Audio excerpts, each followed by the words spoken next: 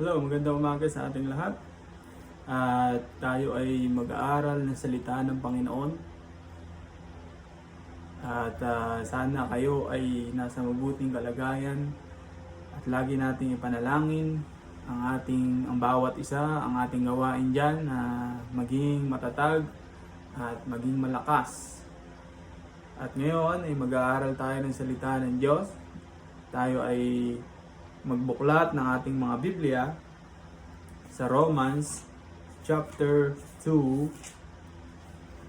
Romans chapter 2 verse 15.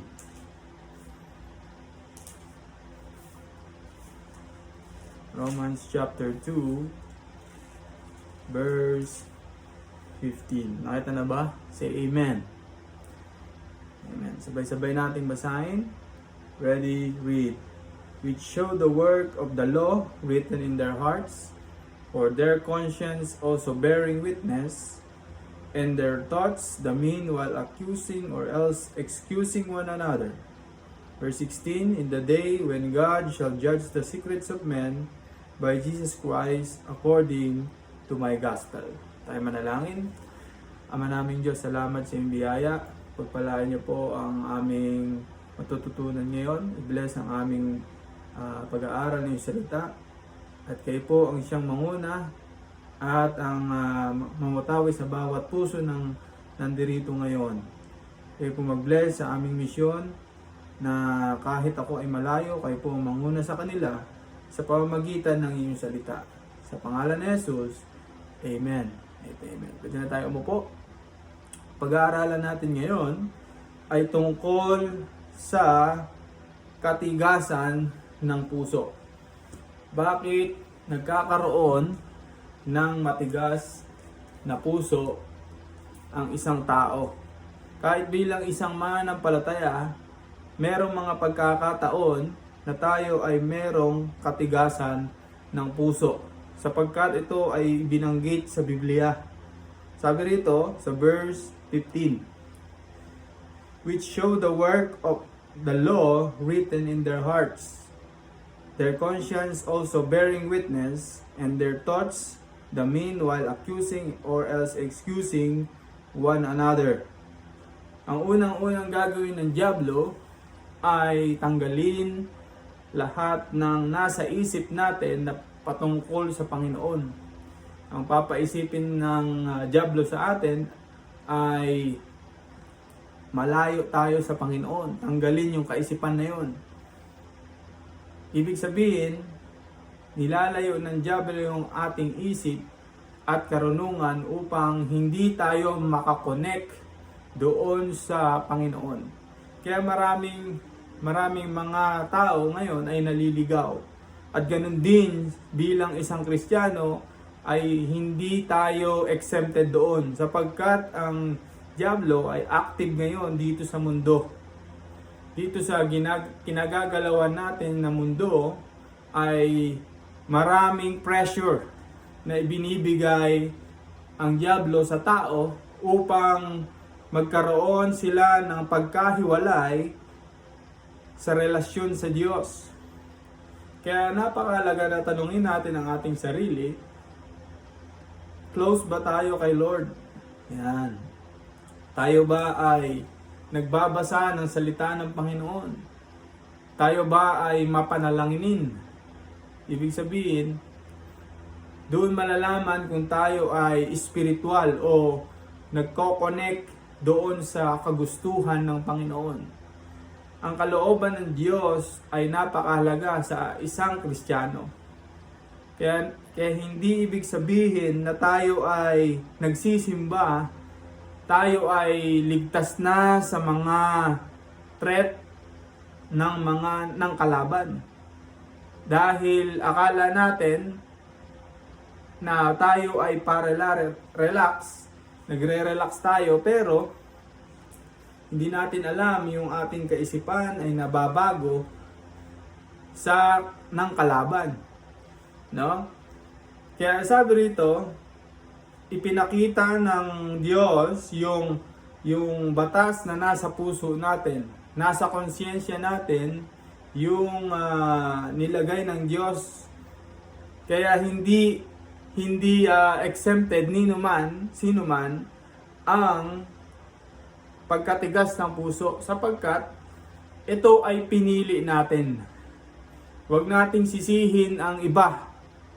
Huwag nating i-blame ang isang bagay na hindi naman, sapagkat pinili natin ito. Kaya nga sabi rito, for when the Gentiles which have not the law, sa verse 14, do by nature the things contained in the law, these having not the law are a law unto themselves. Verse 15, which show the work of the law written in their hearts, their conscience also bearing witness, and their thoughts the mean while accusing. Ibig sabihin, yung accusing, para siya ay magkaroon ng exemption sa judgment day, ang gagawin niya ay magkaroon ng excuse. Ibig sabihin ng excuse, maraming excuse ang tao. Ano ang mga excuse ng tao? Kung halimbawa ikaw ay bata pa at sasabihin mo, hindi mo na ako maglilingkod sa Panginoon dahil ako ay bata pa, hindi natin tiyak na hindi ka mamamatay. Dahil pag tayo ay namatay, wala nang kasiguraduhan at wala nang chance, mga kapatid. Kaya dapat nating iwaksi lahat ng ating mga excuses. Pag ikaw ay tinanong bakit hindi ka nag-church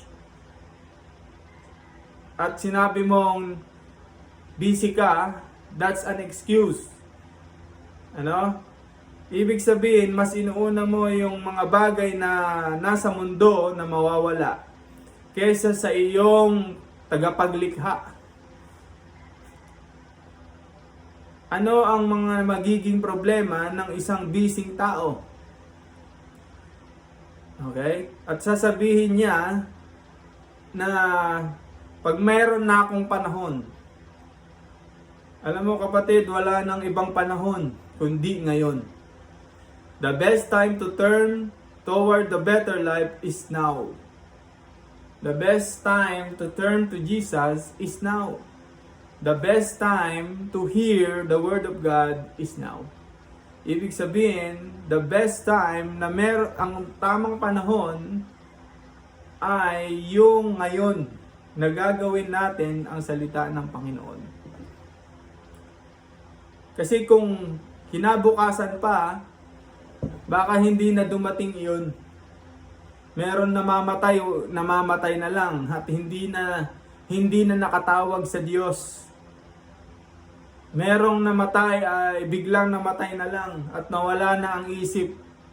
Kaya habang tayo ay malakas pa, tayo ay magpagamit sa Panginoon. Pakinggan mo ang Diyos sa puso mo. Bakit ano ang ina-accuse ng isang tao para siya ay hindi makapaglingkod ng tapat sa Diyos?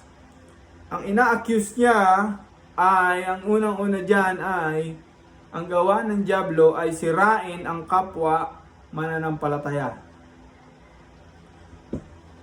Yan ang problema, yan ang number one, accusing. Bakit? Pag tinanong ka, bakit kapatid hindi ka na nagsisimba? Kasi yung mga kasama ko sa church, mga masasama din ang ugali. Alam nyo mga kapatid, lahat tayo may masamang ugali. Inaayos lang ng Diyos. Kaya nga tayo nag-church sapagkat aayusin ng Panginoon yung buhay mo. Alright? Ibig sabihin, kung tayo ay perfecto lahat, ba't pa tayo kailangan pang mag-aral ng salita ng Diyos? Bakit kailangan pa natin makinig kung perfecto na tayo lahat? Hindi ganun, kapatid. Tumingin ka sa Panginoon, yun ang tignan mo. Kung meron mga pagkakamali sa iyong kapatid, ang Diyos ang magdidil doon, ang tanging pwede mong gawin ay mag-pray. Yun lang ang tanging mong pwedeng gawin. Kaya napakahalaga na hindi tayo pwedeng mag-akusa. Sapagkat ang pag-aakusa ay ugali ng dyablo. Ugali ng dyablo yan. Ano ang inakusa ng dyablo nung panahon ni Eva at Adan? Sinabi niya, sinisi niya, nagkaroon sila ng pag-aakusa nung panahon ni Eva at Adan. Sabi nung lalaki sa Diyos, itong binigay mong asawa na babae, siya ang nagkasala. So hindi niya inamin yung kanyang kasalanan. Ganon din yung babae. Sabi kasi yung ahas. Hindi yon mga kapatid. Dapat tignan natin ang ating sarili. Ang posisyon natin sa Diyos.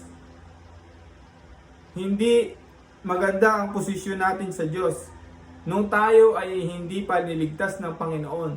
Pero nung ikaw ay niligtas na ng Panginoon, niligtas ka niya para ikaw ay maging mabuti. Basahin natin sa 1 Thessalonians chapter 4 verse 7.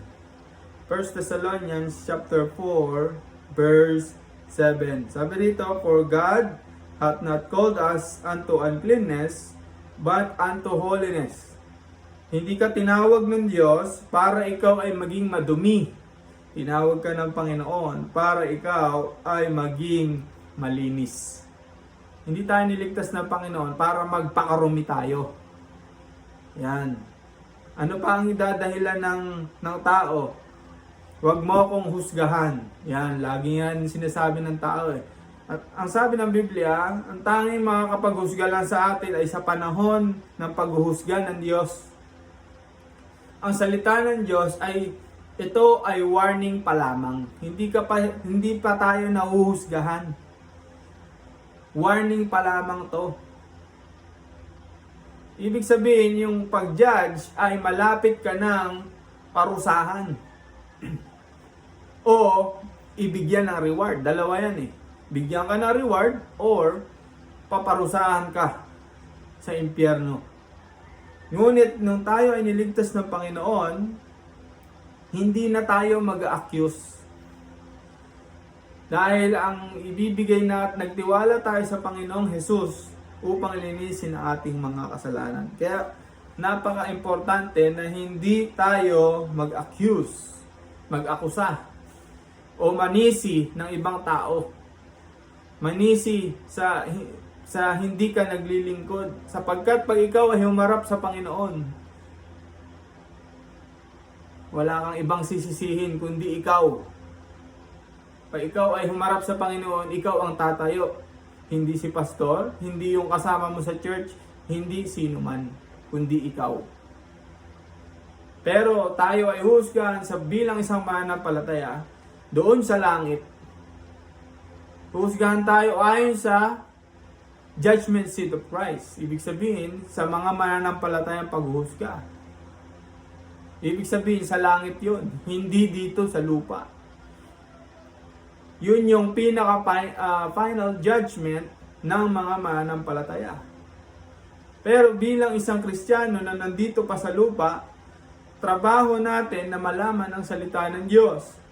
Ngayon, pag ikaw ay nasaktan, yan yung sinasabing ng tao na hinuhusgahan mo ako.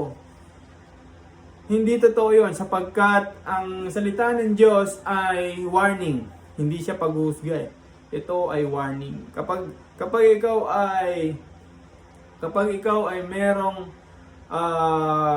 nasa madilim na lugar at ikaw ay nagda-drive at sabi nung sign, magbagal ka ng 20 kilometers per hour pero ang takbo mo 100, yung pala pag dumiretso ka, dediretso ka pala sa bangin. So, pag hindi mo sinunod yung warning sign, ibig sabihin, madidisgrasya ka. Ganoon ang salita ng Panginoon. Merong warning sa atin. At, ang sabi ng Bible, the law is written in your hearts. Ibig sabihin, nasa puso natin na alam natin yung gusto ng Diyos at salita ng Diyos ay totoo. Kasi nakasulat sa puso natin yan. Kahit man yan ay hindi naniniwala sa salita ng Diyos, meron pa rin niyang nalalaman niya yung konsensya niya. Alam niya sa konsensya niya. Ano? So, ibig sabihin, kailangan natin hindi mag-akusa. Kundi, ano pala ang gagawin natin? Aminin. Yan. Aminin yung ating pagkakamali.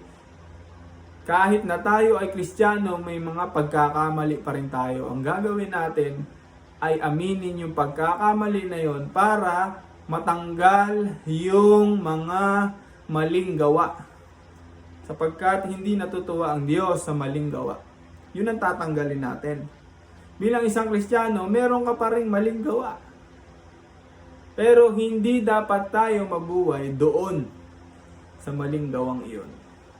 Pangalawa, basahin natin muli sa verse 15. Romans chapter 2, verse 15. Sabi rito, which show the work of the law written in their hearts, their conscience also bearing witness, and their thoughts the meanwhile accusing or else excusing one another. Pangalawa naman yung excusing. Kaya nagiging matigas ang Kristiyano sa Panginoon sapagkat merong excuse. Alam mo, ang excuse, lagi nag-excuse, symbol of pride yan. Ma-pride na tao yan. Kahit napakatahimik na tao niyan, kapag puro excuse ang isang tao patungkol sa Diyos, palalo yan. Pag sinabing palalo, pride. He is proud. Kaya hindi tayo naniniwala bilang isang Kristiyano sa proud month. Dahil yung proud month, galing yan kay devil, kay Satan, ano? Nung si Satan ay nagmataas sa langit, ginamit niya yung pride sa puso niya. Kaya hindi tayo naniniwala doon sa excusing. Pag madalas makarinig tayo ng tao, pag nag-invite ka ng isang tao sa church, madalas magkakaroon siya ng excuse. Dahil unang-una, sabi ng Bible sa Romans chapter 3, verse Romans chapter 3 verse 11, sabi rito, there is none that understandeth, there is none that seeketh after God. Walang naghahanap sa Diyos. Kaya ang gagawin mo, ituturo mo yung Panginoon sa isang tao para mahanap niya yung katotohanan. Okay? So may kita natin dito na ang ayaw ng Panginoon yung excuses sapagkat ito yung pagtanggi sa kalooban ng Diyos. Alright? Pagtanggi sa kalooban ng Diyos. Ano ang sinabi ng mga ni Adan doon sa Panginoon nung siya ay nagkasala? Ang sabi niya, ang excuse niya, kasi itong babaeng ito, pinakain ako. So, yung excuse ay yung action na ginawa mo. Ano yung mga excuse ng mga tao o ng isang Kristiyano na nagkakaroon siya ng pagmamataas? Ang excuse na number 1 dyan ay, eto ako eh. Yan. Kung hindi niyo ako tatanggapin kung ano ako, eto ako.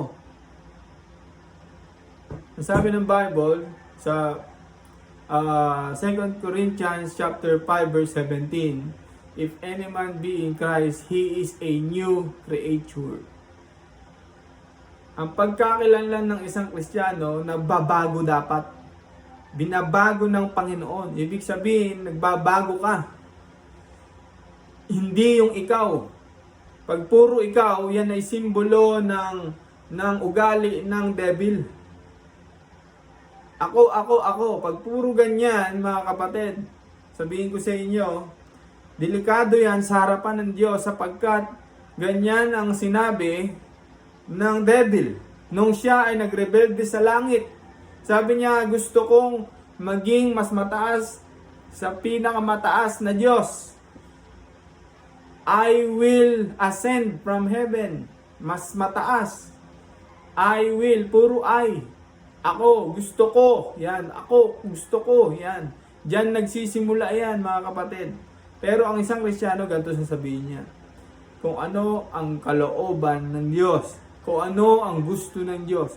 Kung ano ang gustong ipagawa sa akin ng Panginoon. Yan ang gagawin ng isang mananampalataya. Kaya hindi ka absent sa church dahil wala si pastor. Dahil hindi naman talaga si pastor ang nag-utos na ikaw ay matuto sa church, kundi ang Panginoon. Kaya may kita natin kung ikaw ay maglilingkod sa Panginoon o hindi. Kaya napakalaga na hindi tayo magkaroon ng excuse. Unless talagang baha na sa inyo at hanggang hindi na makadaan yung tao. Unless ikaw ay sobrang may sakit na. Unless ikaw ay nagkaroon ng matinding karamdaman. Pero kung wala naman at kaya mo naman sa konsensya mo, kaya mong gawin, ikaw ay mananagot sa Panginoon. Kaya dapat nating tanggalin yung pag-excuse. Yung pagrarason na walang saysay. Ba't hindi ka nakapag-church? Kasi po hindi po ako nagising eh. Ibig sabihin, hindi mo hinanda. Nakakahiya sa Panginoon kung yung sa trabaho hindi ka late, pero sa church late. Nakakahiya sa Panginoon yun. Kung ikaw ay pumapasok sa school, hindi ka late sa school, pero sa church ikaw ay late, walang pagrespeto sa Diyos yun. Sapagkat hindi naayos yung ating character. Hindi maayos yung ating character o puso. Unless talagang may emergency. Unless talagang ikaw ay malilate. Alam ng Diyos kung ito ay tama sa iyong puso. Pero kung ikaw ay malilate, tapos na yung service, hindi tama yun. Kailangan itama mo yung puso mo sa Panginoon. Ibig sabihin yung pagiging karnal nasa puso mo. Yung pagiging makamundo nandyan nasa puso mo. Tatanggalin dapat yan. Okay, tatanggalin dapat yung mga makamundong bagay sa isip mo. Yung mga pagsusugal, yung mga paglalasing, yung mga pagmumura, dapat tanggalin mo yan sapagkat yan ay naglalayo sa iyo sa Panginoon. Bagkus magkaroon ka ng panalangin, mag-aral ka ng salita ng Panginoon. Sa cellphone, maraming apps dyan na nag-aaral ng salita ng Diyos. Doon ka mag-dwell, doon sa pangako ng Panginoon. At panghuli, ang panghuli ay basahin natin yung verse 16. In the day when God shall judge the secrets of men by Jesus Christ according to my gospel. Hindi lamang nag-aakusa, hindi lamang nag-excuse. Alam mo bakit magmamatigas ang isang Kristiyano? Sapagkat marami siyang sikreto. Kapag ikaw ay masikreto, ibig sabihin hindi ka totoo. Subukan mong ibigay sa Panginoon yung mga pagkakamali mo, magiging totoo ka. Kailangan ibigay mo sa Panginoon. Maging honest. Yan. Don't hide the secrets na meron tayo, mga kapatid. Huwag nating itago. Hindi ibig sabihin na huwag nating itago, ipaalam mo sa iba. Hindi. Sapat na ipaalam mo sa Panginoon, one-on-one, at isuko mo sa Kanya upang ikaw ay maging tama sa Panginoon. Kasi sabihin mo, Panginoon, hindi ako naging faithful sa maraming taon, gusto ko maging faithful. Yun yung gusto ng Diyos. Inamin mo yung pagkakamali mo. Nabura na yung number 1, wala na accuse. Hindi ka mag-excuse, pangalawa. Hindi ka mag-excuse. Sasabihin mo sa Panginoon, Panginoon, inaamin ko at aayusin ko na. Ito na yung tamang gagawin ko.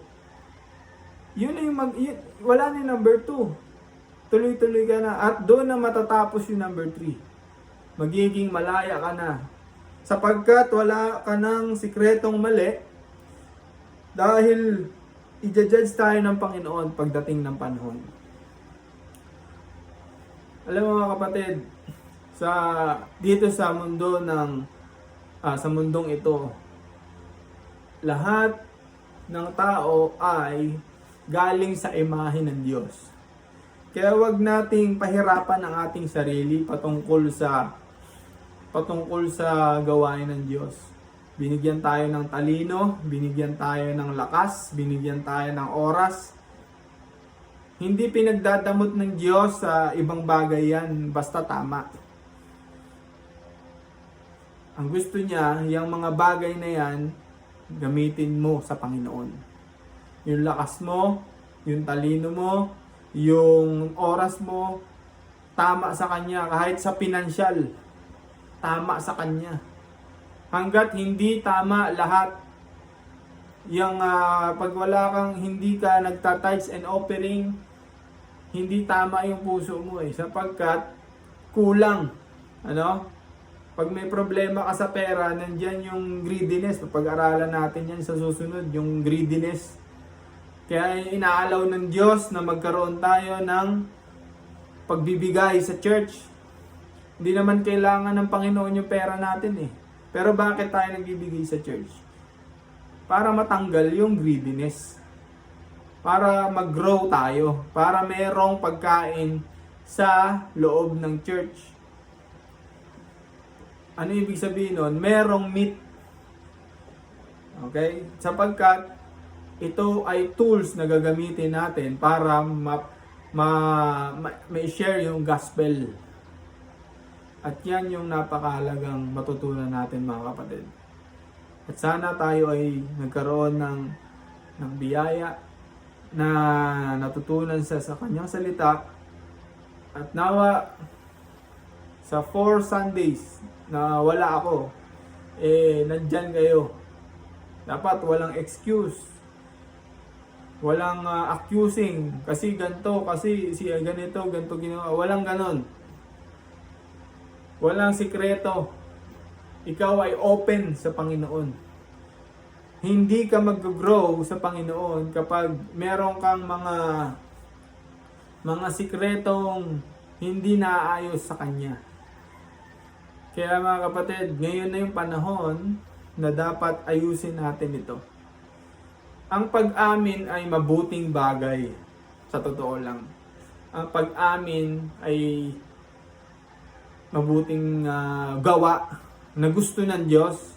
Ito ay simbolo ng pagpapakumbaba. Pero pag tinanggi lang natin, tas tinago natin, nasa puso natin, nagkaroon tayo ng sama ng loob, doon na magkakaroon niya ng mag-grow yung iyong bitterness sa gawain ng Diyos.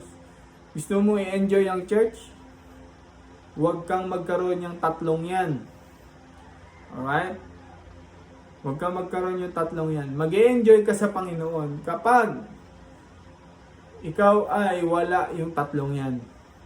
Ikaw ay magpakumbaba, hindi ka magkaroon ng greediness, hindi nandoon yung iyong pananaw na ikaw ay merong tamang direksyon.